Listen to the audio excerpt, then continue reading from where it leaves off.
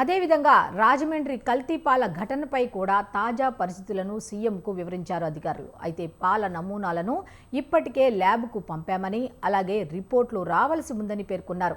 శాఖాపరంగా ప్రత్యేక దృష్టి పెట్టామని వెల్లడించారు. ప్రజా ఆరోగ్యానికి అధిక ప్రాధాన్యం ఇవ్వాలని, ఎట్టి పరిస్థితుల్లోనూ నిర్లక్ష్యం వహించవద్దని సీఎం చంద్రబాబు నాయుడు అధికారులను ఆదేశించారు. అయితే ఇలాంటి ఘటనలు పునరావృతం కాకుండా శాఖలతో సమన్వయం చేసుకుంటూ పనిచేయాలని, అలాగే నిర్లక్ష్యం ఉన్న వారిపై చర్యలు తీసుకోవాలని సూచించారు. కల్తీపాల ఘటనలో బాధితులకు చికిత్స అందించడంలో అలసత్వం వహించిన రాజమండ్రి ప్రభుత్వ ఆసుపత్రి సూపరింటెండెంట్ డాక్టర్ పివివి సత్యనారాయణపై ప్రభుత్వం సస్పెన్షన్ వేటు వేసింది. కొన్ని నెలలుగా ఆయన విధులపై ఆరోపణలు రావడంతో ఈ చర్యలు తీసుకుంది. ఆ స్థానంలో డాక్టర్ రాజశేఖర్ కెనడీని కొత్త సూపరింటెండెంట్గా నియమిస్తూ ఉత్తర్వులు జారీ చేసింది. అయితే ఇదే అంశానికి సంబంధించి మా ప్రతినిధి సంజయ్ మరిన్ని డీటెయిల్స్ అందిస్తారు. సంజయ్, చెప్పండి. Good afternoon Manasri. రాష్ట్రంలో కలకలం రేసిన కల్తీపాల విషయాలను ఇప్పుడు అంటే బాగా దుమారం రేస్తుంది. అయితే ఈ విషయం మీదన సీఎం చంద్రబాబు అధికారులతో సమీక్షించడం జరిగింది.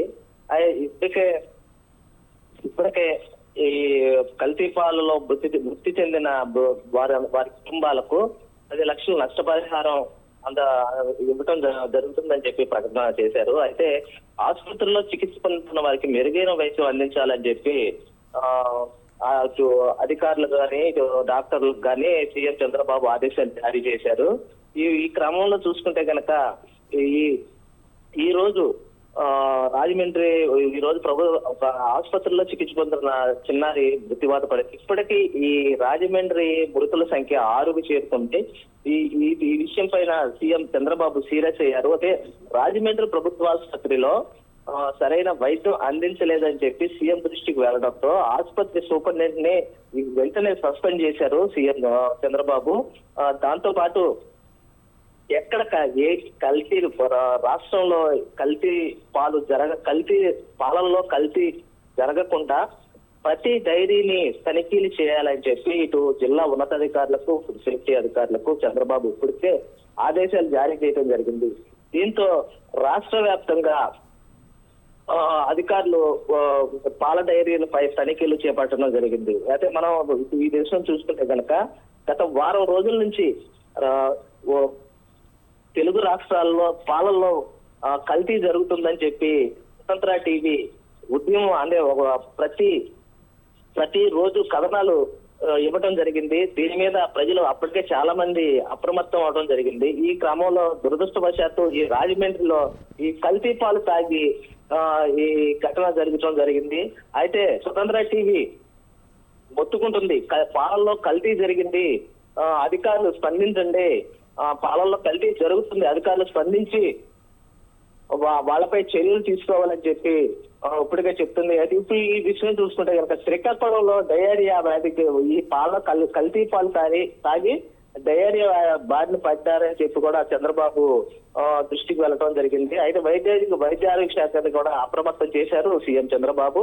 అయితే అక్కడ ఉన్న శ్రీకాకుళం, రాజమహేంద్రవరం పట్టణాల్లో వివిధ అధికారులతో ఆయన ఇప్పటికే మాట్లాడుతూ ఎప్పటికప్పుడు సమాచారం తెలుసుకుంటున్నాడు. శ్రీకాకుళంలోని జేమ్స్ ఆసుపత్రిలో ఈ కండిషన్ ఇక్కడ చికిత్స పొందుతున్న ఇతర బాధితుల ఆరోగ్యం కొంచెం సీరియస్ గా ఉందని చెప్పి అక్కడ సీఎం చంద్రబాబు తెలుసుకున్నారు. ఈ విషయం చూసుకుంటే గనక అంటే ఎంత పాలల్లో ఎంత కల్తీ జరుగుతుంది అనే విషయాలు బట్టబయలవుతూ ఒక పక్క ప్రజలు అనారోగ్యానికి గురవుతూ ప్రాణాలు కోల్పోతుంటే మొన్నటి వరకు అధికారులు ఏం చేస్తున్నారని చెప్పి ప్రజలు తీవ్ర భయాందోళనకు గురవుతున్నట్టు మనం చూస్తున్నాము.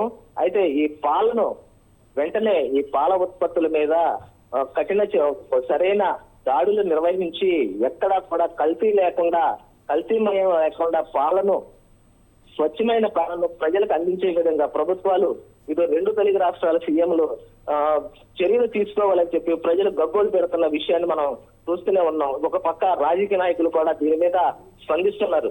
ఒక పక్క ప్రతిపక్షాలు కానీ వామపక్షాలు కానీ ఇప్పటికే చెప్తున్నారు, కల్తీ పాల విషయంలో ప్రభుత్వం సీరియస్ తీసుకోండి, జాగ్రత్తలు వహించండి, దాడులు నిర్వహించండి అని చెప్పి.